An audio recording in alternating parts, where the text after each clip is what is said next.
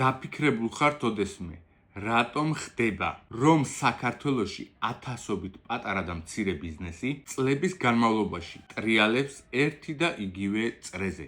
რატომ არის, რომ კომპანიებს აქვთ ბრუნვა, აქვთ შემოსავალი, თითქოს ყოველ დღე შემოდის ნაღდი ფული, მაგრამ წლების შემდეგ მეწარმე აღმოაჩენს, რომ მისი საქმე წინ არ წასულა. პასუხი იმალება ერთადერთ ფუნდამენტურ მცნებაში, რომელსაც დღეს თანამედროვე ქართულ ბიზნეს სივრცეში არავინ აქცევს ყურადღებას. ეს არის კაპიტალი. რეალობას ცივი დოკუმენტური სიზუსტით თუ შევხედავთ, თუ გადახედავთ საქართველოს მოქმედ საგადასახადო კანონმდებლობას, აღმოაჩენთ საინტერესო სურათს. ბუღალტრულად კაპიტალის ცნება და მისი სრულყოფილი აღრიცხვა სავალდებულოდ დაფიქსირებულია მხოლოდ შეპესეების დონეზე. იმდმეწარმეები, მცირე და მიკრობიზნესის სტატუსის მქონე საწარმოები, სახელმწიფომ სრულიად სხვა გამარტივებულ საგადასახადო რეჟიმზე გადაიყვანა. ერთის მხრივ ეს სახელმწიფოს მიერ გადადგმული ძალიან სწორი და პროგრესული ნაბიჯია. მათ ხალხს მოუხსნეს ბიუროკრატიული წნეხი, შეამცირეს საგადასახადო ხარჯები, გაამარტივეს ადმინისტრირება და თქვეს აკეთეთ საქმე მარტივად. ეს იყო დროული რეფორმა, მაგრამ ამ სისტემამ წარმოშვა უზარმაზარი ფარული პრობლემა. მან გააზარმაცა ქართველი მეწარმე. როცა სახელმწიფო არ გთხოვს რთულ აღრიცხვებს, ბუღალტერია ხდება შენთვის უბრალოდ ფორმალობა. ეს დავიდა მხოლოდ ერთ რამემდე, თვის ბოლოს საგადასახადო დეკლარაციების წარდგენამდე და მინიმალური ციფრების გადახდამდე. მაგრამ ხალხმა ვერ გაიგო, რომ რეალურად ბუღალტერია არ კეთდება საგადასახადოსთვის და ბუღალტერია საჭიროა გააკეთო ბიზნესისთვის, საკუთარი საქმისთვის. რადგან აღრიცხვა გამარტივდა, ბიზნესებმა შეწყვიტეს რეალური მოგების სწორად დათვლა. რეალურ მოგებასთან ერთად რეალური ზარალიც ვერ ითვლება. მცირე და საშუალო ბიზნესებმა, იმდმეწარმეებმა შეწყვიტეს იმის გაგება, თუ რა არის მათი კომპანიის წმინდა ღირებულება. დააკვირდით, მსოფლიო ეკონომიკა უძველესი დროიდან დღემდე დგას არა ფულის ნაკადზე, არამედ კაპიტალზე, არამედ კაპიტალის ზრდაზე. ბიზნესის კეთება არ ნიშნავს იმას, რომ დღეს ჯიბეში ბევრი ნაღდი ფული შემოგივიდეს და შეგიძლია დახარჯო. ბიზნესის კეთება არის პროცესი, როდესაც შენი კაპიტალი წლიდან წლამდე იზრდება, განიცდის რეინვესტირებას და ქმნის მყარ ფინანსურ ფუნდამენტს. როცა მეწარმე ითვლის მხოლოდ შემოსავალს და გასავალს, cash flows და არ ითვლის კაპიტალს. ის თვალდახუჭული მართავს თვითფრინავს. მას გონია, რომ მიფრინავს, მაგრამ სინამდვილეში სიმაღლეს კარგავს და ძირს ეცემა. სწორედ ეს არის ერთ-ერთი მთავარი მიზეზი იმისა, რომ წლების შემდეგ მცირე მეწარმეები აღმოაჩენენ ხოლმე, რომ თურმე ან ძალიან დაზარალზე არიან, ან რაღაც ფინანსური პრობლემა აქვთ. მათ უბრალოდ არ ჰქონდათ სისტემა, რომელიც ამ ზარალს დროულად დაანახებდა. იმისთვის, რომ გავიაზროთ, როგორ უნდა იმუშაოს სწორმა სისტემამ, დროის მანქანით უკან მე-15 საუკუნეში უნდა გადავინაცვლოთ. იტალიელმა მათემატიკოსმა, ფრანჩისკანელმა ბერმა და გენიალურმა მოაზროვნემ ლუკა პაჩიოლიმ გამოაქვეყნა თავის ფუნდამენტური ნაშრომი. მან პირველმა აღწერა და სისტემაში მოიყვანა ის, რასაც დღეს ორმაგ ჩაწერას ვეძახით. პაჩიოლიმ შექმნა ენციკლოპედიური წესრიგი. მან დაანახა ვენეციელ ვაჭრებს და ბანკებს, რომ ყველა ოპერაციას აქვს ორი მხარე, დებეტი და კრედიტი. ამ სისტემამ შეცვალა მსოფლიო. სწორედ ვენეციურმა აღრიცხვამ გახადა შესაძლებელი დიდი გეოგრაფიული აღმოჩენები, საზღვაო ვაჭრობა და მოგვიანებით თანამედროვე კაპიტალიზმი. თუმცა საუკუნეების განმავლობაში ინდუსტრიალიზაციამ და ციფრულმა ეპოქამ ეს სისტემა გახადა გადატვირთული, მშრალი და ჰიბრიდული. თანამედროვე საბუღალტრო პროგრამებმა დაფარეს ის გენიალური უბრალო ლოგიკა, რომელიც აჩიოლიმ შექმნა. როდესაც მე ჩემ ბიზნესში ჩაუღრმავდი პროცესებს და დავინახე, რომ თანამედროვე პროგრამები და აღრიცხვა ვერ მაძლევდა იმის საშუალებას, რაც მინდოდა, ვერ მაძლევდა სრულყოფილ სურათს. გადავწყვიტე ჩამეტარებინა ექსპერიმენტი. მე ავდექი და დავბრუნდი პირველ წყაროს 500 წლის წინანდელ ვენეციურ მეთოდთან. მე ავიღე ზუსტად 4 რვეული. არანაირი კომპიუტერული პროგრამები, არანაირი შაბლონური ფაილები. მხოლოდ ქაღალდი, საწერ-კალამი, სახაზავი და ლუკა პაჩიოლის მეთოდი. ეხლა გეტყვით ამ 4 რვეულის შესახებ. პირველი რვეული, ეს არის ინვენტარიზაციის რვეული. აქ იწერება ყველაფერი, აბსოლუტურად ყველაფერი, რაც ეკუთვნის ბიზნესს. საქონელი, ინვენტარი, ტექნიკა, ნაღდი ფული, ბანკში ფული და ასე შემდეგ. ამით იქმნება საწყისი კაპიტალის პირველი ბაზა. მეორე რვეული ეს არის მემორიალი. მემორიალი არის ერთგვარი დღიურივით. ეს არის ბიზნესის ქრონიკა. ვენეციური წესით მემორიალში აბსოლუტურად ყველა დეტალით იწერება სიტყვიერად რა მოხდა ამა თუ იმ ოპერაციაში. იყიდე საქონელი, როგორი იყო, სად შეინახეს, სად დადე, რამდენი ლარი გადაიხადე და ასე შემდეგ.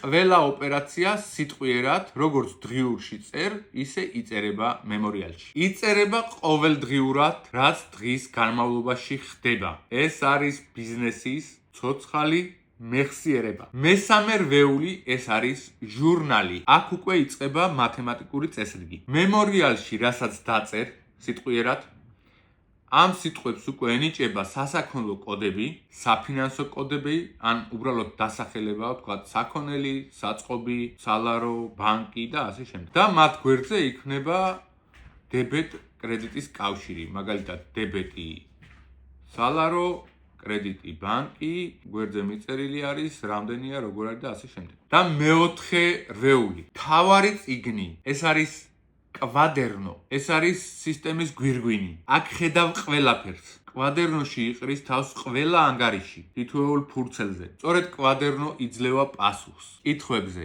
სად არის კაპიტალი? საიდან მოვიდა და სად წავიდა? მე ვიმუშავე ამ 4 რვეულით, ვენეციური სისტემით 3 თვის განმავლობაში. ამ 3 თვემ და ჩაწერილმა მონაცემებმა მომცა საშუალება გამეგო რა როგორ იყო და მომცა საშუალება შემექმნა მოგებაზარალის უწყისი, ბალანსი და cash-flow. და რაც ამ 4 რვეულმა დამანახა, სრულიად შეცვალა წარმოდგენა ქართულ ბიზნესზე და საერთოდ ზოგადად ბიზნესზე. მთლიანად ბიზნეს რეალობაზე შემეცვალა წარმოდგენა. რა აღმოჩნდა 3 თვის ბოლოს? გავიგე სად იკარგებოდა სინამდვილეში ფული და რატომ აღმოჩნდა ჩემი კაპიტალი იმაზე მყარი ვიდრე მეგონა. იფიქრეთ ამაზე, აბა თქვენ იცით რა ხდება თქვენ ბიზნესში თუ არა. ჩვენ ვისაუბრეთ მე-15 საუკუნეში შექმნილ, ლუკა პაჩიოლის მიერ შექმნილ ვენეციურ მეთოდზე. ვისაუბრეთ იმ ილუზიაზე, რაც მცირე და საშუალო ბიზნესში ხდება. იმის შემდეგ, რაც ყოველდღიურად გავატარე 3 თვის განმავლობაში ყველა ოპერაცია 4 რვეულში, ინვენტარიზაციაში. ახლა კი გადავიდეთ რა მოხდა პრაქტიკაში. მას შემდეგ, რაც ამ 4 რვეულში, მთელი 3 თვის განმავლობაში ხელით ვატარებდი თითოეულ ოპერაციას, ჩემ წინ გადაიშალა აბსოლუტურად ახალი რეალობა. ამ მონაცემებით შევიყვანე ინფორმაცია უწყისებში, როგორიცაა ეგრეთ წოდებული PNL, მოგებაზარალი, ბალანსი და cash-flow. და აი აქ კი გამოჩნდა ის, რასაც გამარტივებული თანამედროვე ბუღალტერია 5-10 წლის განმავლობაში კი ვერ დაგანახებ. აღმოჩნდა, რომ ფული, რომელსაც ყოველდღიურად ვეძებთ და მის ნაკლებობასაც ვუჩივით, სინამდვილეში არსად გამქრალა. ის უბრალოდ იკარგებოდა ბიზნესის შიდა ხვრელებში. მოდით გავშალოთ ყველა ეს სისტემა, რაც ვენეციურმა მეთოდმა სააშკარაოზე გამოიტანა. პირველი გაჟონვა იყო ლოჯისტიკა და საკურიერო მომსახურება. თანამედროვე ვაჭრობაში კურიერული მომსახურება თითქმის ჩვეულებრივი მოვლენაა. ყოველთვიური წვრილმანი ხარჯი ან თითქმის ხარჯათაც კი ვერ აღიქვავ. ხშირ შემთხვევაში მომხმარებელი იხდის საკურიერო მომსახურების თანხას, ამიტომ 6 ლარი და 10 ლარი და რაღაც ესეთი თანხები თითქოს არ ჩანს. მაგრამ როცა ამ ყველაფერს დეტალურად გადაიტან კვადერნოში, დაინახავ, რომ თურმე ის 6 ლარი და 9 ლარი საბოლოო საბოლოო ჯამში ძალიან დიდი თანხა გამოდის. დავინახეთ კატასტროფული სურათი. აქ საკურიეროებთან დობის პრობლემაც გაჩნდა. გაუაზრებელი უსისტემო გადაზიდვების გამო წლის ჭრილში გრძელვადიან პერიოდში საკურიერო კომპანიებთან იხარჯებოდა უზარმაზარი თანხები. ეს იყო მოგების უზარმაზარი ჩაჭრა, რასაც ჩვეულებრივ რეჟიმში, ჩვეულებრივი ბუღალტერიით ან საკურიეროს მიერ მოცემული აპლიკაციებით ვერავინ ამჩნევს. მეორე გაჟონვა იყო საბანკო და საფინანსო ხარჯები. იმის გარდა, რომ პროცენტი უზარმაზარია, არსებობს კიდევ სხვა. ჩვენ შეჩვეულები ვართ, რომ ბანკები იღებენ საკომისიოებს. ტერმინალის მომსახურება, გადარიცხვები, კონვენტარიზაციები, პროცენტები და ასე შემდეგ. თითქოს ესეც ბუნებრივი პროცესია, მაგრამ როდესაც დაითვლი ვენეციური მეთოდით თითოეულ გაყიდულ ნივთზე ამ პროცენტული ხარჯების წილს, აღმოვაჩინე, რომ ბანკები მახდევინებდნენ იმაზე მეტს, ვიდრე ამის ატანა შეეძლო ჩემს კონკრეტულ ბიზნეს მოდელს. პლუს ამას, ეფექტური პროცენტი და პროცენტული ტვირთი იყო ძალიან დიდი და გრძელვადიან პერსპექტივაში ჭამდა არა მოგების ნაწილს, არამედ კაპიტალის ნაწილიდან მიქონდა თანხა. მესამე გაჟონვა არაეფექტურ ოპერაციულ წვრილმანებშია. გაჩნდა ხარჯების მთელი კასკადი, რომლებიც ცალ-ცალკე უმნიშვნელო ჩანს, მაგრამ მთლიანობაში ქმნის უზარმაზარ ფინანსურ ტვირთს. ხარჯები, რომლებიც არანაირ დამატებით ღირებულებას არ ქმნიდნენ და ბიზნესს უკან ეკაჩებოდნენ.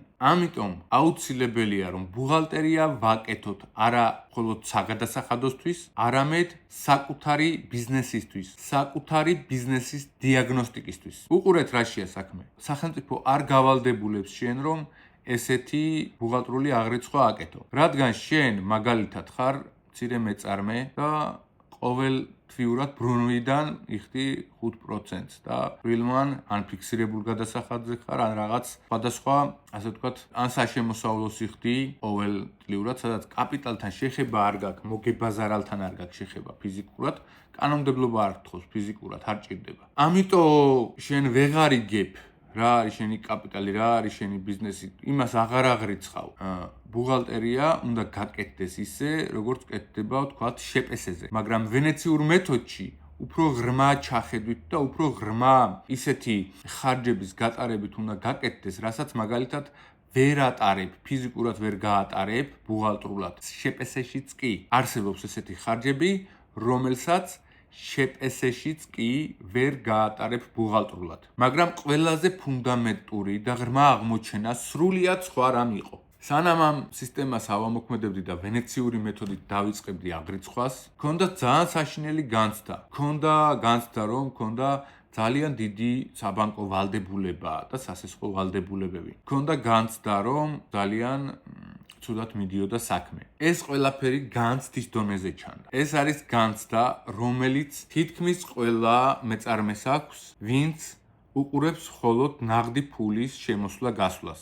მაგრამ როცა კვადერნოში შეიკრიბა ყველა ანგარიში და დაიჯდა საბოლოო ბალანსი, და აი აქ გამოჩნდა ზუსტად ის, რასაც ზედაპირული გამარტივებული ბუღალტერია, რაც დღეს არსებობს, 5-10 წლის განმავლობაშიც კი ვერ დაგანახებთ.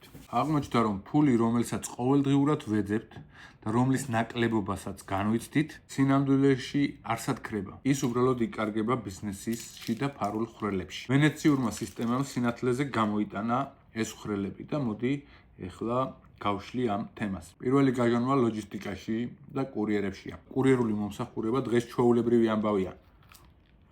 თუმცა ჩვენ დავინახეთ, რომ ის 5 ლარი და 11 ლარი რეგიონებში და რაღაცა ეს პატარ-პატარა თანხები საბოლოო ჯამში, ძალიან პერსპექტივაში დიდ თანხას უყრის თავს და საკმაოდ დიდი ხარჯი გამოდის. ამის გარდა არსებობს მომენტი, როცა საკურიეროს ბოლომდე ვერ ემდობი, ხდება ან ტექნიკური შეცდომა, ან რეალურად ხდება თანხის შეჭმა და ჩამალვა, რომელსაც ვენეციური სისტემის გარეშე ფიზიკურად ვერ დაინახავ. მეორე გაჟონვა საბანკო და ფინანსური ხარჯებია.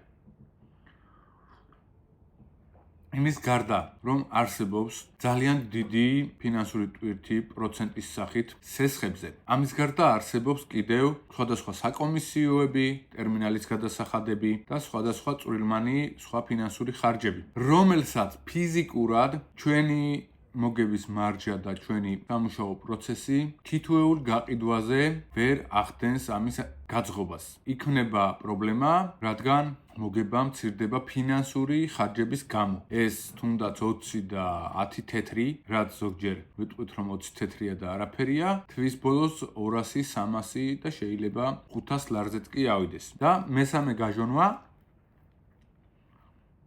ეს არის არაეფექტური ოპერაციული წვრილმანები. გაჩნდა ხარჯების მთელი კასკადი, რომელიც ცალ-ცალკე უმნიშვნელოა, მაგრამ მთლიან ჯამში საკმაოდ დიდ თანხას უყრის თავს. სტანდარტულ ბუღალტერიაში ამ ხარჯების ალბათ 90% არ ტარდება, ან საერთოდ არ ექცევა ყურადღება, იმიტომ რომ უბრალოდ არ გჭირდება საგადასახადოსთან ურთიერთობაში.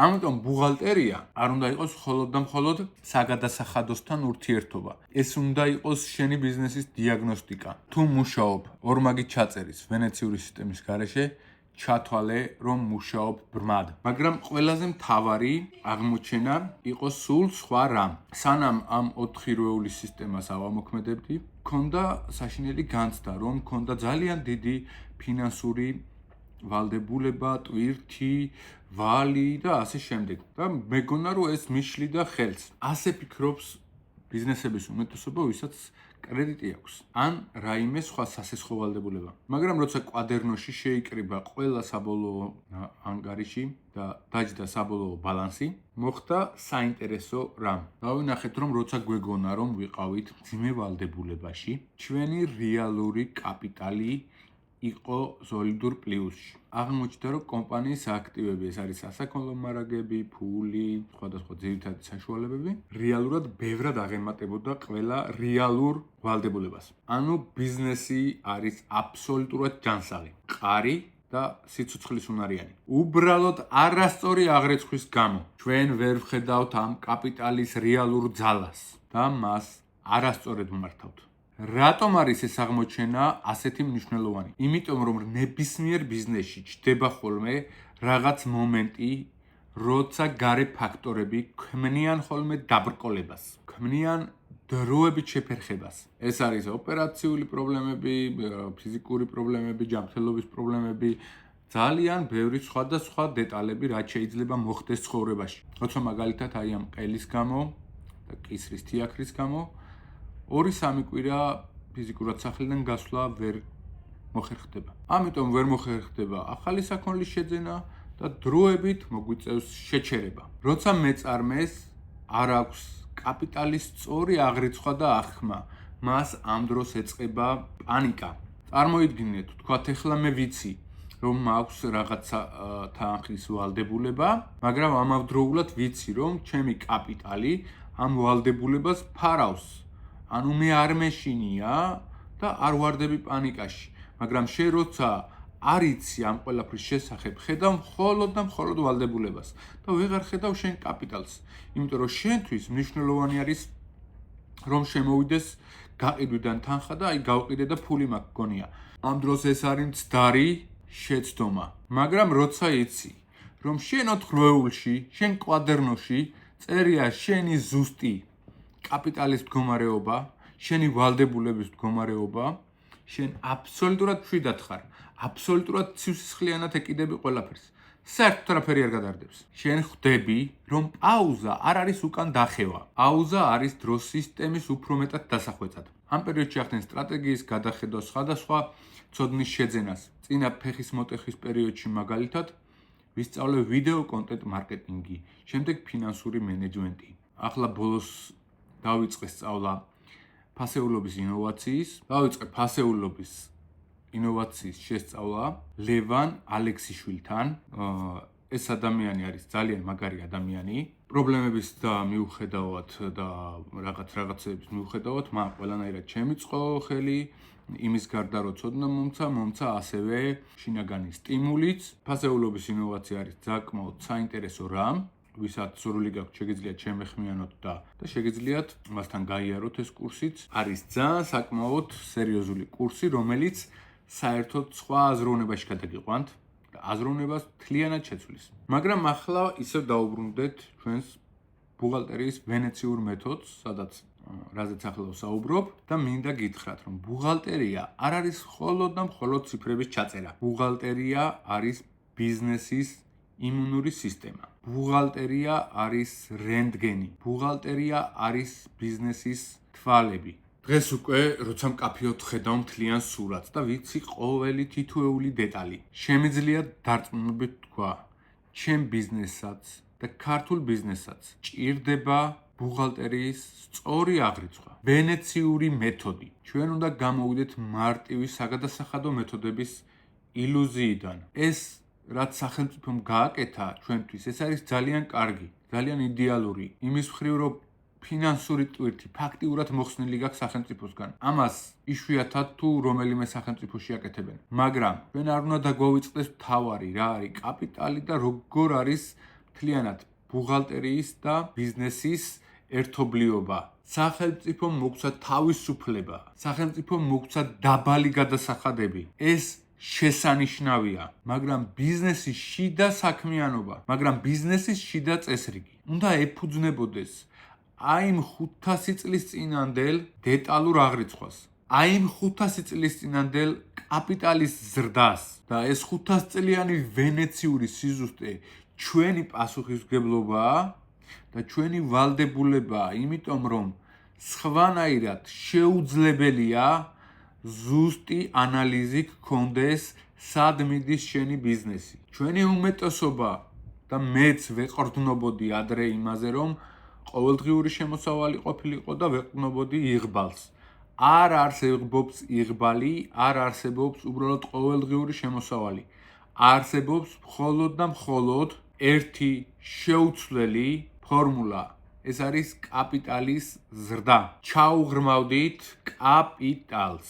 დაითვალეთ რეალური მოგება. ბუღალტრები, რომლებმაც იციან და ნასწავლი აქვთ, ამ სისტემას 4 რვეულით თავისუფლად ააგებენ და თავისუფლად შეძლებენ იგივეს გაკეთებას. თუ თავად ვერ ახერხებთ, გაიარეთ ეს ყველაფერი ბუღალტრებთან და ისინი ზუსტი ვენეციური მეთოდით ააგებენ თქვენს ბუღალტრულ მონაცემებს. სისტემა ამ მყარ ფუნდამენტზე თუ არ დადგა, ეს გაგრძელდება ესე. იტყვით, რომ აი 20 წელია ვმუშაობ და ვერც სახლი ვიყიდე, არც მანქანა მაქვს, არც ის მაქვს, არც ეს მაქვს, არც საჭმელი მაქვს, არც სასმელი მაქვს და მარტო მუშაობა მრჩება. ეს იმიტომ, რომ არ ზრდი კაპიტალს. გიკვირს, რომ 50,000 ბრუნვა თუ მქონდა, სად არის ფული? ვერ გაიგებ სად არის ფული თუ არ გააკეთებ ამას.